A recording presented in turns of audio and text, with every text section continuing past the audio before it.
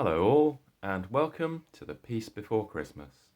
My name's Chris, and don't tell anyone, but I'm a bit too overexcited about Christmas Day tomorrow, which is why every year I like to spend a little time calming down with a bit of craft, a look at Christmas around the world, and maybe a story or two. Then, just maybe, I'll get a bit of sleep tonight so that I'm not too tired tomorrow morning. So if that sounds like something you'd like to share, then keep watching. Of course, there are a few things I need to make sure I've got ready first, otherwise they'll be bothering me all evening. So the mince pie and glass of milk are set out and ready for Father Christmas, and of course the carrot for the reindeer. The bed is set and ready for me to crawl into when I'm nice and sleepy. I've got my normal glass of hot chocolate with far too many marshmallows on. That just leaves the craft of the materials. Better go through them quickly so that you're ready too. All you're going to need this year are a piece of paper, a pair of scissors, maybe a dab of glue, but not necessarily, and then either some sticky gems or some colouring pencils. And that's it. I'm sure you've got something like that lying around somewhere, so there's no excuse for you not to join in with the craft later. So go grab them now, and when you're ready, we'll get going. Right, ready? Okay, we'll just put them to one side for now, because I thought we'd start by reminding ourselves what's been going on at the North Pole by reading last year's letter from Father Christmas. It's that time of year once more, Chris and friends, and what a mixed year it's been. I'll start with some good news. The former goblin I mentioned last year finally settled on a new name, though getting to that stage took quite a while. So many elves and others were coming up with ideas that eventually they all got put into a hat, and one was drawn out every day to be her name for that day, until one would seem right. We got through a lot of name tags, I can tell you, but eventually, just as people were complaining that it was taking too long and it was already June, that was the one that stuck. So, June it is. Then there was just the matter of finding her role within the workshop. Clive tried to get her involved in the art department, but she didn't really find she had the flair for it. And there was a similar story when Felicity tried to get her involved in the elf engineering side of things. June finally settled on a role within the quality assurance department, making certain that all the toys and games we send out are of the highest standards. And incidentally, she's been very useful at keeping Ember busy too. Whenever a new design is sent down to her, after an initial inspection, she gives it to the little polar bear to test. If he can't find a way to break something else with it, or injure himself on it, then chances are no one else can either. Not that I'm encouraging you to try, you understand. Well, it was a few months into her new job that she came to me with a problem. It seemed that an unusually high number of toys weren't passing inspection, so I assured her I'd do some investigating to get to the root of the problem. It didn't take too long. It seems that with the cost of things going up so much this year, some of my accounting elves had switched us over to cheaper materials. Well, that resulted in seemingly endless meetings where I refused to compromise on the quality of toys that we produce, and the accountants telling me that we needed to cut costs. They even suggested I should raise the level of how good children needed to be to receive a present. Well, we worked something else out in the end, but it does mean the warehouse is a little colder this year, and I'll need to make lots more public appearances this Christmas. I'm actually writing to you now while being on a whistle-stop tour of Canada. I just hope nothing goes too wrong while I'm away from the North Pole. But Let's finish on some good news. Just a week ago, when everyone was starting to feel a little down, we were given news of the engagement of Clive and Felicity. The proposal itself was a simple affair, a lovely clear night with the northern lights shining bright and a shooting star overhead. The wedding preparations, however, that might not be so simple. I've already heard some of the plans, and I have no idea how they're going to arrange it all.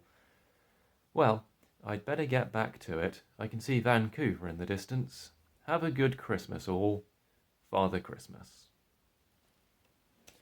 So, that was last year's letter, and this year's letter from Father Christmas coming up later on. I do just hope it's been a bit warmer for him this year, though. And talking of warmer, I thought this year we'd go a bit Mediterranean by looking at Christmas traditions in Greece. Although, it's not exactly balmy out there at Christmas, I must start by saying. It can get rather chilly, and it's even been known to snow in some of the southern parts. And up in the northern parts in the mountains, well, there's actually even a few ski resorts. And while I'm thinking about the geography of Greece, one thing to bear in mind is that it's made up of the mainland as well as lots of smaller islands, and some of the traditions can change a bit between them. But there are a few things that they all share. And one of those things is that, well, due to all the sailing that people in Greece tend to do, there's a bit of a nautical theme to much of their celebrations. For instance, while most houses around Greece will have a Christmas tree in their house, all decked out with lights, there's an older tradition in Greece called Karavaki, which is where they string lights across boats rather than trees. In some of the main squares, you'll often find a big, fancy-looking light display of a sailing ship, and across many of the Greek islands, you'll find smaller sailboats with lights covering them.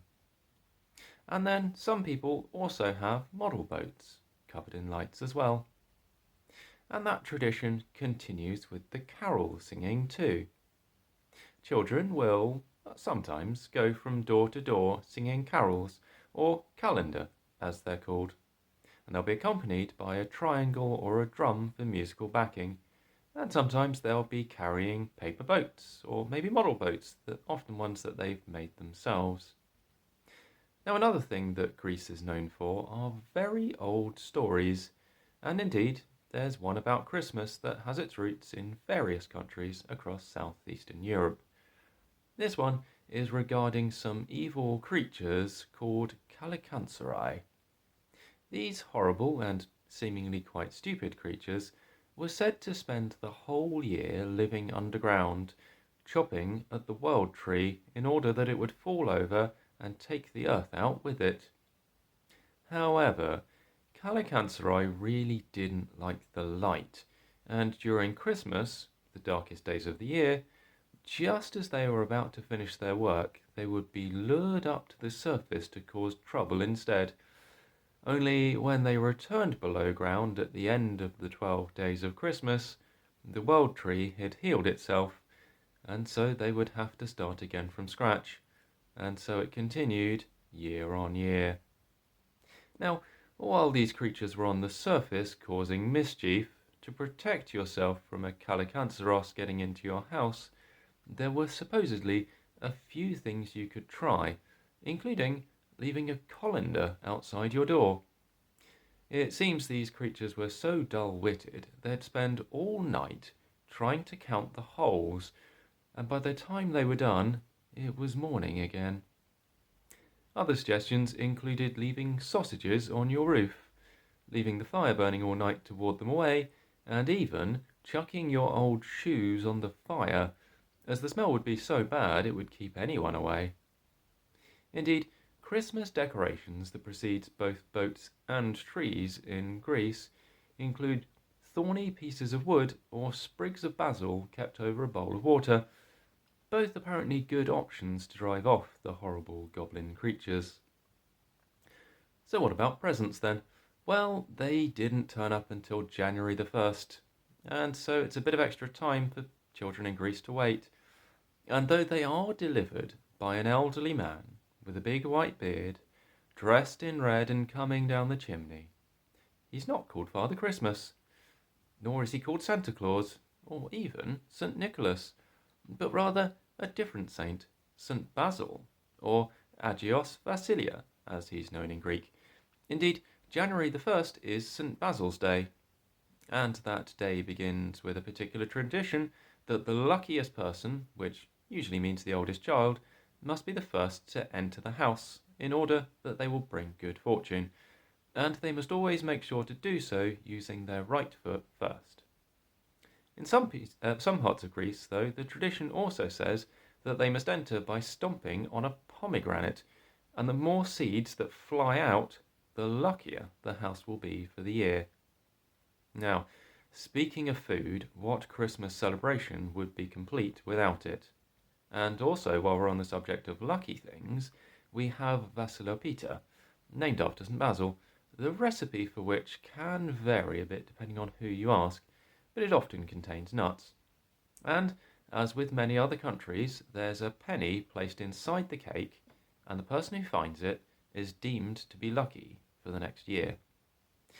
But if you're more a fan of biscuits at Christmas, then there's plenty of good options. Two in particular stand out. Kourobaithes, which are crunchy, almondy butter cookies, absolutely covered in powdered sugar. And by the way, these biscuits can be made with a splash of ouzo for the grown-ups. Or there's Mala Macarona, a citrusy and cinnamony biscuit, and it's dipped in honey and topped with ground walnuts. And if pastries are more your thing, then there's baklava, kataifi, or thepals. And that's really only getting started on all the sweet treats on offer. The main meal, however, is usually lamb or pork, and it's the centerpiece surrounded by lots and lots of side dishes. It's eaten on January the 1st, and then the festivities continue for another few days. The whole thing is wrapped up on January the 6th. Often, well, it's marked by young men taking a dip in some very cold water, and then it's finished up with a bit more food and a big celebration. So there we go, a taste of Christmas in Greece. And actually, when I was reading up about all that, it gave me an idea for this year's craft. I thought we could make ourselves our very own paper boats to hang on our trees or display for others to see. So I'm going to use a word now which can strike fear into the stoutest of hearts, and that word is origami. However, I promise you it's not going to be that difficult. There's maybe one tricky fold, and I will go over that a few times just to make sure you've got it right. Now the first thing is we're actually going to need a square piece of paper, so if you're lucky enough to have a square piece of paper, good for you. If not, you're going to need to make one. I've got an ordinary piece of A4 here, so the best way to make it into a square is to fold up an edge like that. You'll need to make a crease later anyway, so you might as well do it now. And then that edge along the top, you just need to snip off. So take your time with this. Get a nice straight edge. And if you were lucky enough to have a square piece of paper, well, you might as well make that fold now anyway. And that's the last use for the scissors. So, now you should have a triangle that when you open it up, you've got a nice square piece of paper with a fold in it. Now you're actually going to need to make a fold the opposite way as well. So, the opposite way from where it was before, fold it over. Make sure the corners meet, and hopefully they meet in these corners as well. And you're going to make a nice tight fold, just like that. And then open it back up again. So do you need a moment just to catch up? I will give you that. And you should end up with something that looks like this, a nice square with a fold that goes that way and a fold that goes that way. Now actually you're also going to need a fold that goes in two other ways as well. So you need to fold across like that. Now hopefully the creases in the middle should all meet. Looks okay for me so far. Hope it's going well for you.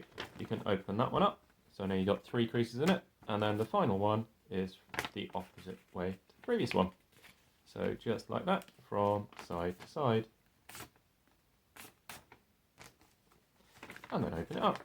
And as you can see, you've got a square piece of paper with 4 folds. See, it's nice and easy so far, isn't it? I told you it would be. Now we're going to make our first permanent folds. And this one is going to be folding this corner into the centre. As I say, hopefully all your folds so far have met in that centre. So you're just going to fold it in like that.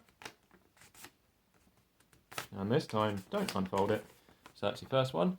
And then, perhaps unsurprisingly, you're going to turn it over and do the same on the other side. So again, you should be able to just use your previous folds as guides and markers. And that will fold into the middle, like that. And so now you should have, well, if you hold it that way around, kind of looks like a famous banking symbol. But we're actually going to keep it this way around. So, I'm not going to hurry too fast, I'm just going to give you a moment to catch up.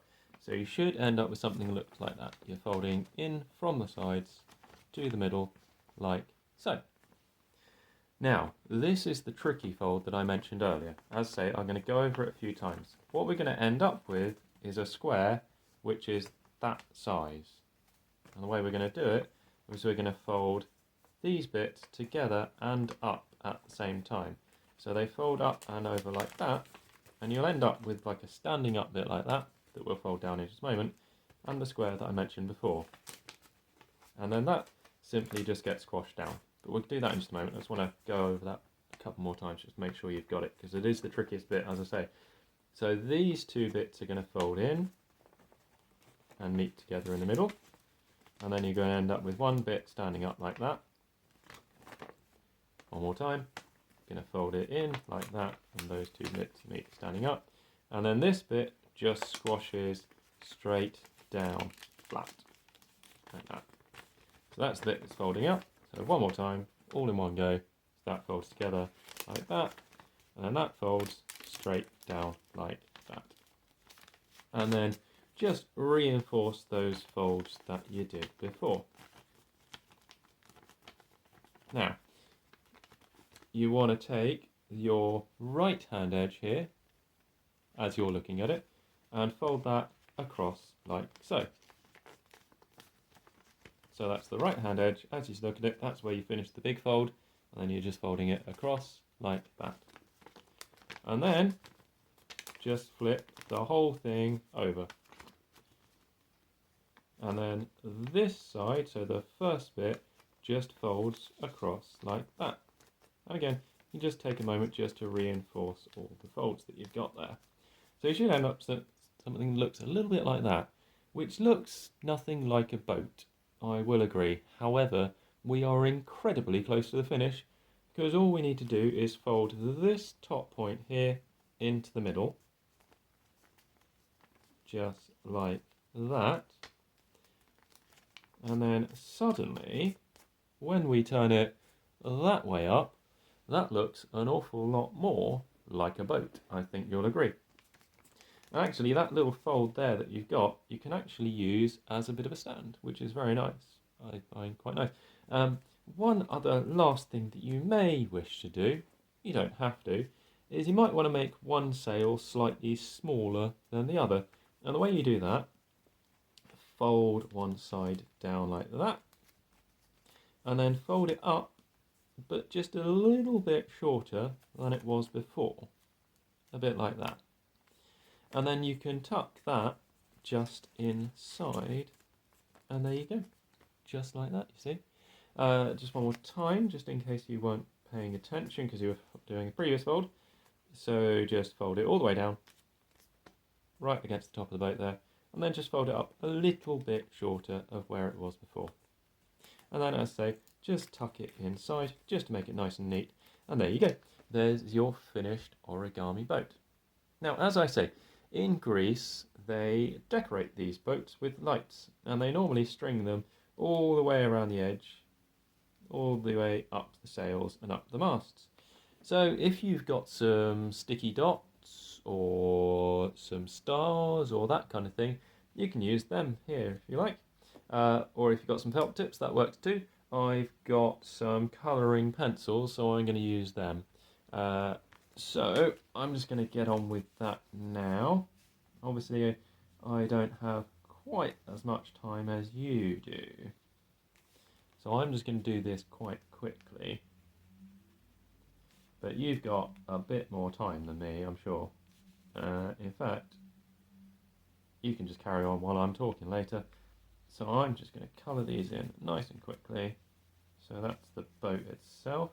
And then maybe I'll do one up the mast. And then maybe one out on the sail. Yeah, let's put one out on the sail over here. And then I'm going to switch to a different colour. Green. Green seems quite Christmassy, doesn't it? Let's go with that then. We'll go one there. One there. One there. I think one just here. And here. There. There. And then, oh, I've not got any out here. And then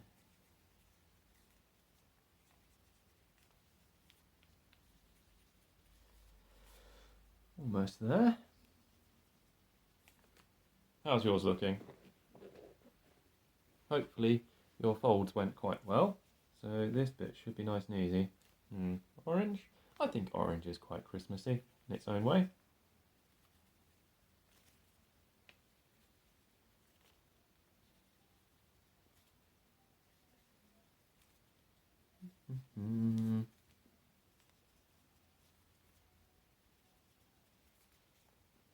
Or at least oranges can be Christmassy if you get one in your stocking. Although that's normally clementines, or tangerines, or something. Not quite sure. Oh well. There we go. As I say, that's just my nice quick version. You can obviously do a nice, pretty, and very nice and neat one. But I think that looks quite nice. And I'm going to put that on my Christmas tree. And I hope you do too. And while you're finishing that up and making it look lovely, I think I'll just carry on talking for a little while. So, while I was looking at Christmas in Greece, I thought it might be interesting to stay in that region of the Mediterranean. So, the second place I thought I'd take a look at with regards to Christmas traditions is their neighbour, Turkey. Now, Turkey might seem a bit of a strange choice. And that's especially when I tell you that actually, well, most people in Turkey don't actually celebrate Christmas. A few people might eat something special or maybe even exchange a present or two. Indeed, most of the ways they might celebrate are imported from other countries. So, you may ask, why did I want to talk about Turkey then? Well, there's a few things that come from Turkey without which our own Christmases might look very different indeed. The first of those is seemingly quite obvious, the Christmas turkey. However, it's not quite that simple because turkeys don't actually come from Turkey. They come from North and Central America. So, why are they called turkeys? Well, this, as it turns out, is quite a bit of a long story. It seems that originally the name turkey was applied to a different bird, one whose real name is the guinea fowl. These birds were usually imported from Africa to Europe through Turkey, and so they became known to many people in Europe as turkey fowls. Later on, when people first started to colonize America, they discovered many new species of animals and birds. one of which just happened to look a lot like the guinea fowl, though it was a little bit larger, and they called it a turkey. And as it turns out, that's the name that stuck. Or at least that is in English. Because the country of Turkey itself, as well as many Scandinavian countries, France, Italy, and others, the name for the bird actually comes from the word India, or Calcutta, a city in India, even though turkeys aren't from there either. And then in India itself, they use the word Peru for these birds, the same as they do in Portugal. But turkeys aren't from Peru either. Then in Irish, it's known as a French chicken, and so it goes on, including such titles as Dutch chicken and Ethiopian roosters in various other languages. It seems that no one quite got the location right, and in reality, we should all be sitting down at Christmas lunch for a nice slice of North America with cranberry sauce. Though that does sound a little strange when I say it out loud. Okay, so the Christmas turkey may not actually be from Turkey, but we still do get the name from that country.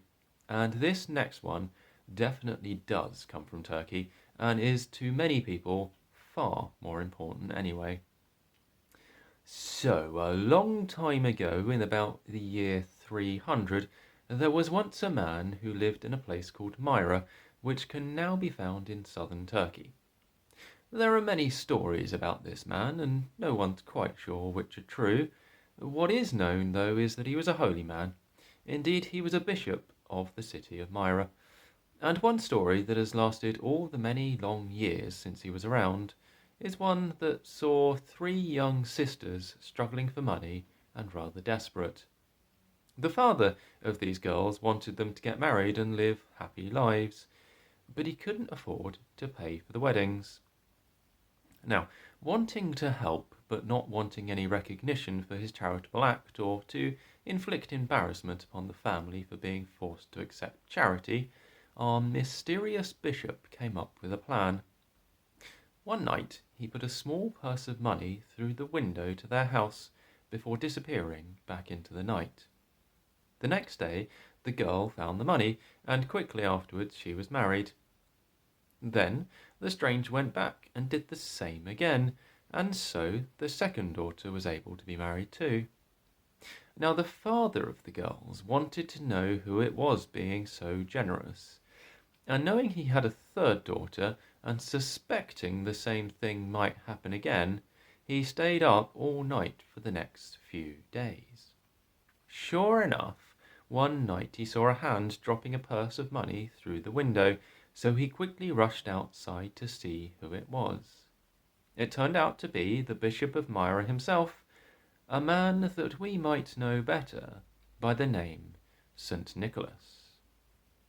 And it was from this story that certain traditions of giving gifts at Christmas are said to have begun, whether the gifts come from St. Nicholas himself, as in some traditions, from Sinterklaas, as he is known in others, or perhaps even from Santa Claus. So you see, without turkey, Christmas might look very different indeed. And indeed, there's one final thing that comes from there that has an association with Christmas, and that is Turkish delight. Though quite why it's associated with Christmas is somewhat of a mystery. The theory is that it has something to do with its appearance in a book called The Lion, the Witch, and the Wardrobe, in which chapter 4 is actually called Turkish Delight. In the book, the Snow Queen arrives on a sleigh and lures one of the characters in with magical Turkish delight. And then at a later point of the book, Father Christmas makes a surprising guest appearance. This was apparently for some people enough to make a connection between the two things, and Turkish Delight is a popular gift for people to give at Christmas, even to this day. Actually, it also has a very special significance for me personally. You see, when I was younger, my family always used to get together at my grandma's house at Christmas. We would see aunts and uncles and other family members that we wouldn't see for most of the rest of the year. And there was one present that me and my sisters always used to get from my nan, and that was Turkish Delight. Thing is, though, we always knew what it was before we even unwrapped it, because it came in a very distinctively shaped box. So it was usually the last present that got opened, and there was usually a quiet word between us when Grandma, or Nanny Daff as we called her, wasn't in the room, that none of us really liked Turkish Delights anyway.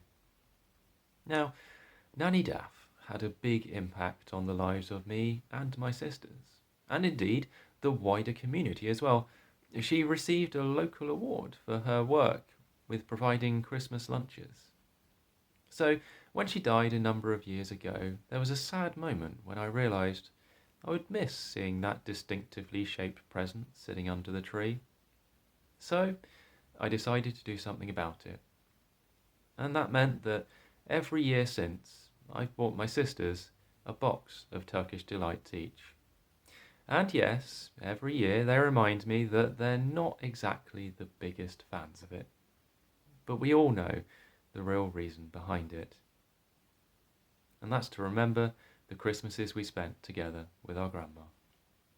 And so for me, that's one reason why I think Turkey is a very important country for Christmas. So, that was a bit about the country of Turkey and how it shaped our own Christmases. And also a little bit about how something silly can becomes a really important part of Christmas. I wonder if you have any unique Christmas traditions of your own that might seem a bit silly to others. Perhaps it's sitting down on Christmas Eve and listening to me for a whole hour, getting a bit of peace before Christmas Day. Well, you never know. But one tradition I always like to keep up is reading the letter from Father Christmas, and this year is going to be no exception. So, where is it? Ah, yes. Here we go.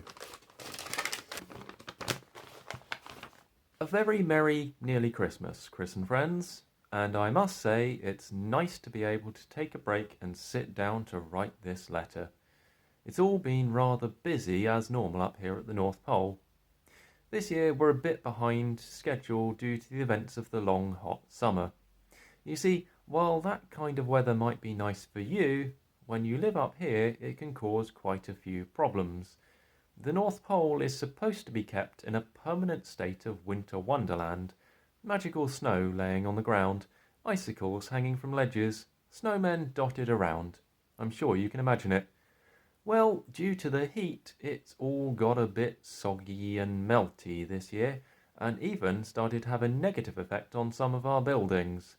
We've had some of our best elves on repairs for the past few months, and I can tell you, nothing spoils a picturesque winter village more than scaffolding.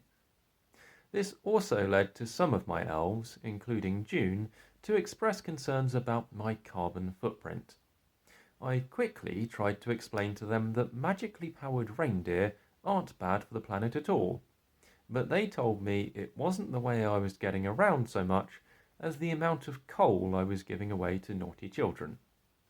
Well, while I'd prefer more children to be good, so I wouldn't have to give them coal, I did see their point.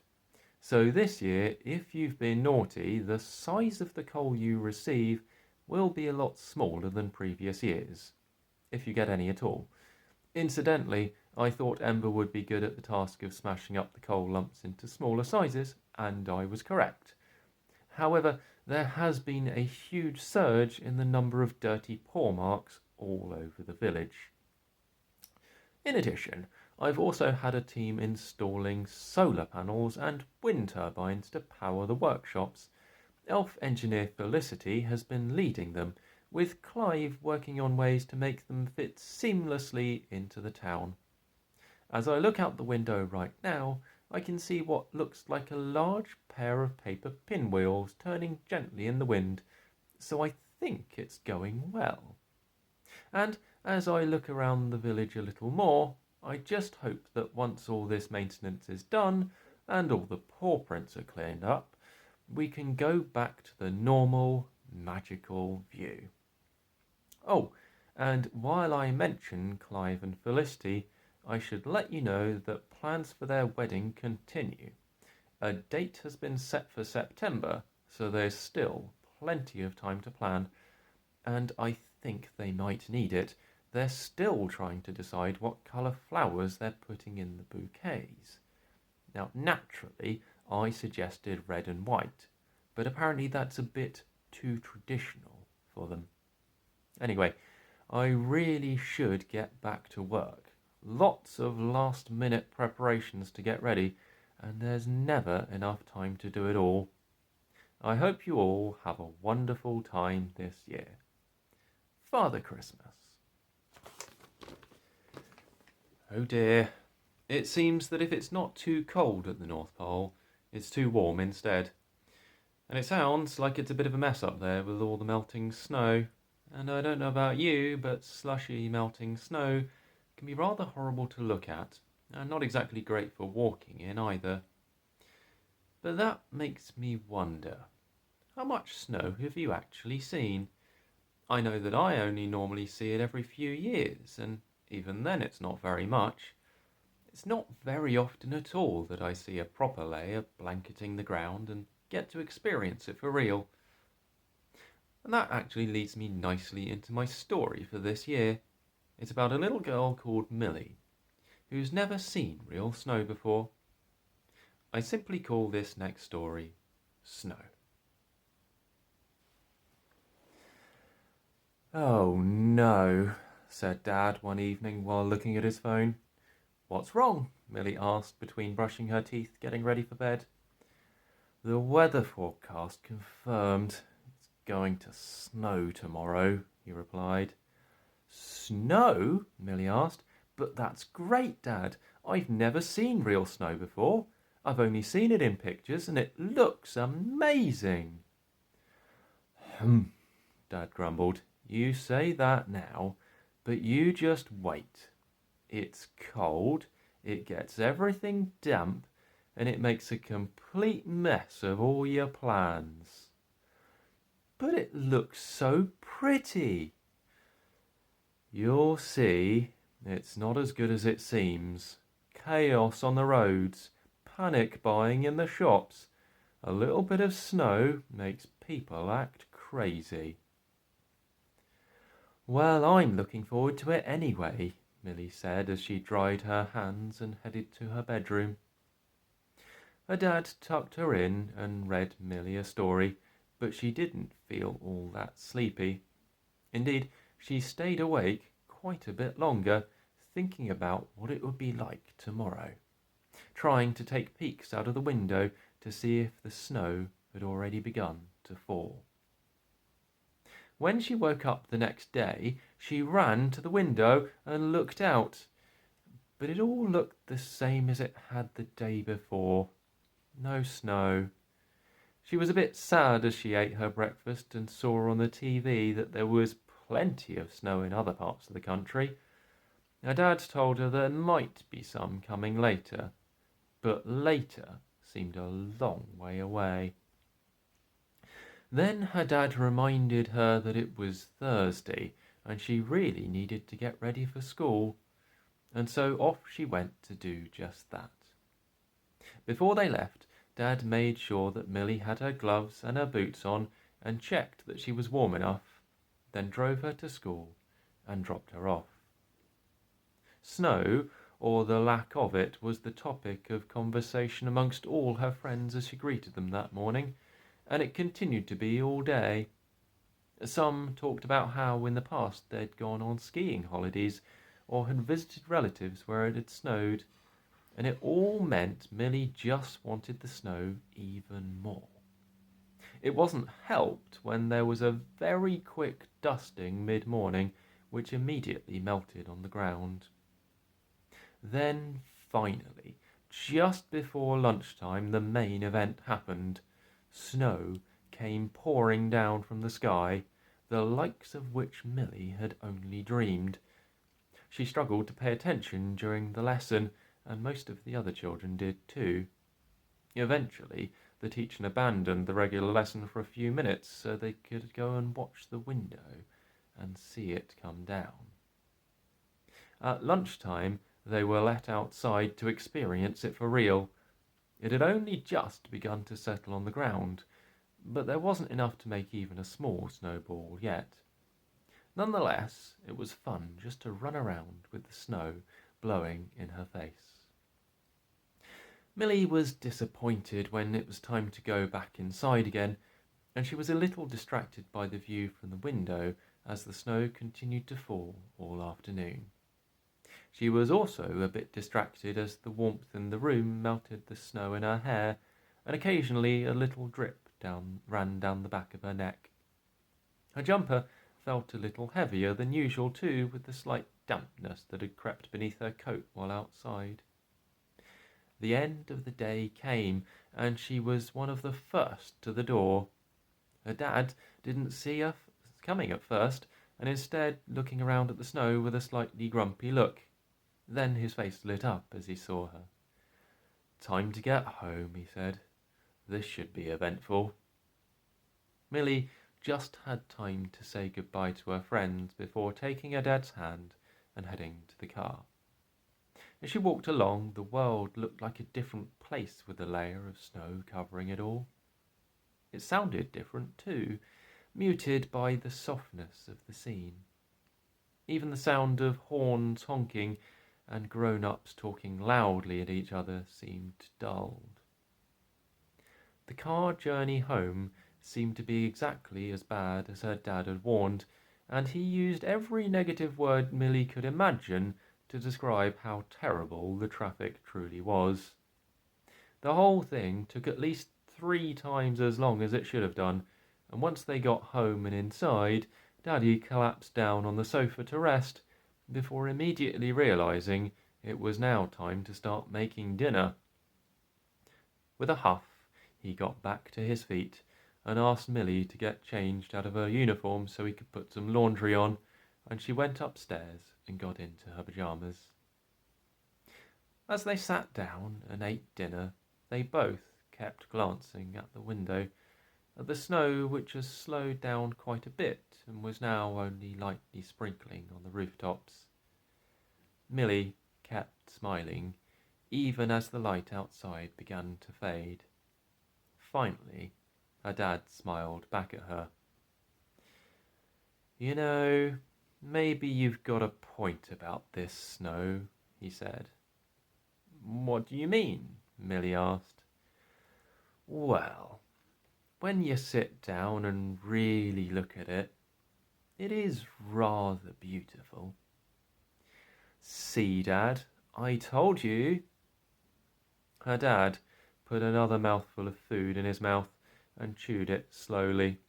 Then he swallowed and said, "Maybe I just need to look at it a bit less to do with the chaos it brings to all the plans and order we might have, and instead focus a bit more about the order it brings to all the chaos, the uniformity and binding together of it all." Millie looked at her dad and tried to work out what he was talking about, and eventually said, "Maybe it's just 'cause it's really pretty." Her dad laughed and then coughed a little due to the food in his mouth at the time. When he swallowed, he looked back to Millie. "So, why are you in your pyjamas? You can't go and play in the snow wearing that." "Oh, I don't want to play in it," she replied. "Why not? Snow is great fun." "Oh, I bet it is," she said, "but I want to enjoy the view just a bit more before I go and mess it up." "Well, it won't be here for long, so enjoy it while you can," her dad said, and not long after that, the meal was done. Millie spent the next few hours gazing out of the window. The snow had stopped falling now, and the world was dark, but still picked out in the streetlights and the glow from windows. Torches flashed around too, accompanied by the squeals and laughs of people playing. "Just One more day of enjoying the view, she thought to herself. Then maybe I'll go and play in it too. And with that, it was time for bed. The next morning, though, the world looked a bit different to how Milly had left it when she went to sleep. The snow on the roofs had started to melt, as indeed it had everywhere else. Bushes and trees that the previous evening had been topped with white now stood back to a normal shade of green. The roads must have been salted too, and the black of the tarmac stood in sharp contrast to the white on the grass verges. There was definitely still plenty of snow around, but it all looked a lot less idyllic than it had done. Milly was a bit upset, which only got worse when she got to school that day too, only just in time because the roads were still pretty bad, and everyone was talking about the snowmen they'd built, the snowball fights they'd had, the snow angels they'd made, and all the other fun they'd had too. Milly suddenly worried that maybe she'd missed her chance. So when break time came, she went outside to try to make the most of it. Unfortunately, by now, the snow had mostly turned to slush. No longer the pure white of before, it had bits of dirt mixed in with it. Her attempts to make a snow sculpture didn't work anywhere near the way she had imagined it, and bits kept falling off. When someone threw a snowball at her, it hit with a wet thump rather than a powdery explosion. The whole thing was nothing like people had described. It was rather miserable, in fact. During the rest of the lessons for the day, Milly was a bit cold and damp. She no longer wanted to look out the window, and the moistness of her jumper, which hadn't bothered her yesterday, was now a reminder of the disappointment outside. She didn't even go out for lunch, preferring to stay inside in the warm. When the end of the day came, she said goodbye to her friends for the weekend and was quiet on the way home. The roads were clearer now, so it didn't take too long, and all the way her dad tried to get her to talk, but she really wasn't in the mood. Finally, when dinner was served and they both looked out the window at the slowly melting scene, Milly spoke up. "You were right. Snow is horrible." "What do you mean?" Dad asked. "I know that's what I said before, but you made me change my mind, don't you remember?" "Did I?" Milly asked. "Well, yes. That look you had on your face yesterday. It reminded me how beautiful and how wonderful it all is when you look at it the right way." "Well, I was wrong," Milly said once more. "It's just cold and damp and makes a mess of everything." Dad tried his best to cheer up Milly, and that continued for the rest of the evening too, even putting on one of her favourite films. But nothing seemed to work, and Milly even went to bed a bit earlier than normal. As it turned out, though, that might just have been for the best, because the next morning she was awoken by her dad before her alarm even had a chance to. "Get up, sleepy," he said. "Leave me alone," she replied. "I just want to sleep a bit more." "Oh, I think you'll want to see this," he said, and practically pulled her out of bed. Milly stumbled a few steps and stood still where her dad seemed to place her, rubbing her eyes. Then in one swift motion he threw open the curtains. Milly immediately smiled, then turned to her dad and cheered, jumping and raising her arms in the air. It had snowed again overnight and was more falling too. The world was back to the wonderland she had wanted.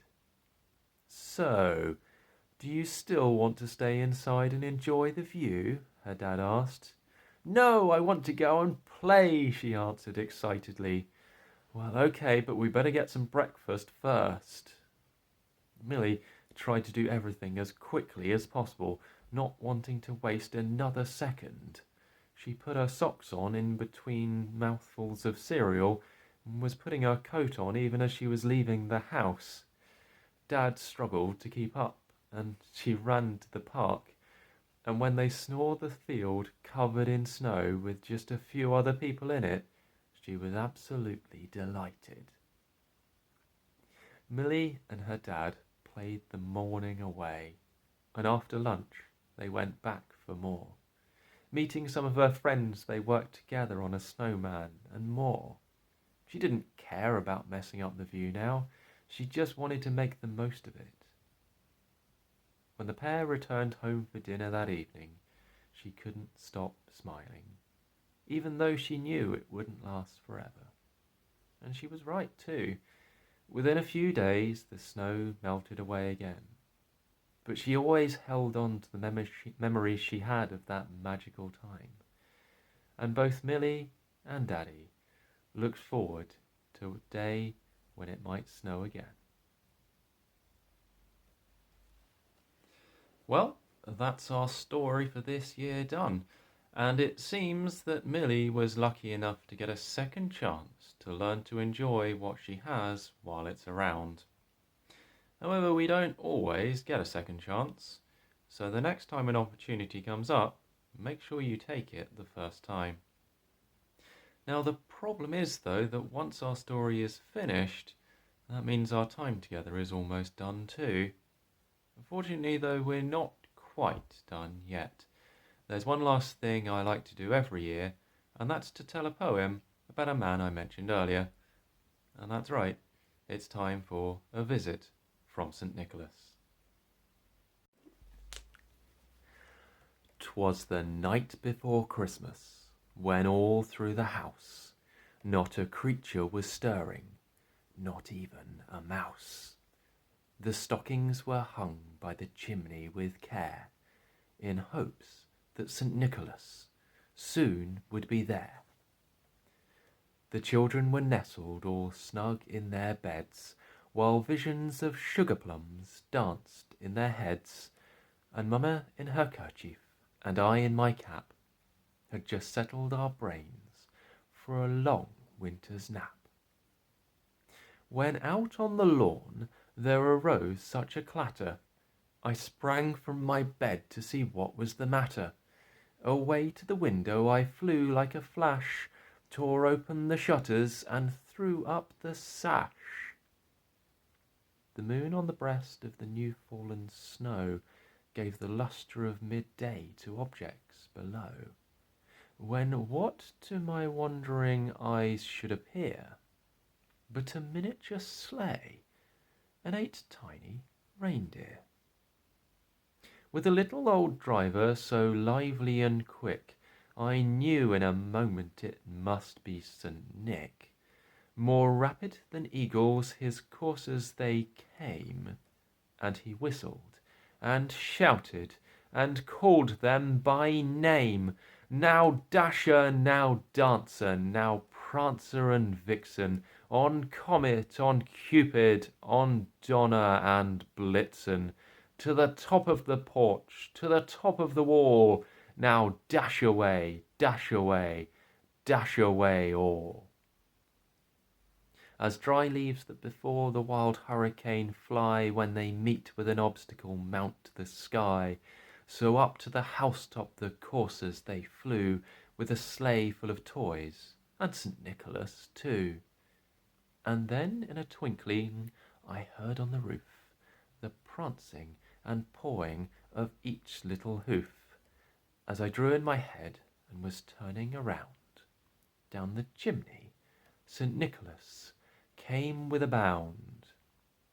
He was dressed all in fur from his head to his foot, and his clothes were all tarnished with ashes and soot. A bundle of toys he had flung on his back, and he looked like a peddler just opening his pack. His eyes, how they twinkled, his dimples how merry. His cheeks were like roses, his nose like a cherry. His droll little mouth was drawn up like a bow, and the beard of his chin was as white as the snow. The stump of a pipe he held tight in his teeth, and the smoke it encircled his head like a wreath. He had a broad face, and a little round belly that shook when he laughed, like a bowl full of jelly. He was chubby and plump, a right jolly old elf, and I laughed when I saw him in spite of myself. A wink of his eye and a twist of his head soon gave me to know I had nothing to dread. He spoke not a word, but went straight to work, and filled all the stockings, then turned with a jerk, and laying his finger aside of his nose, and giving a nod, up the chimney he rose. He sprang to his sleigh, to his team gave a whistle, and away they all flew like the down of a thistle.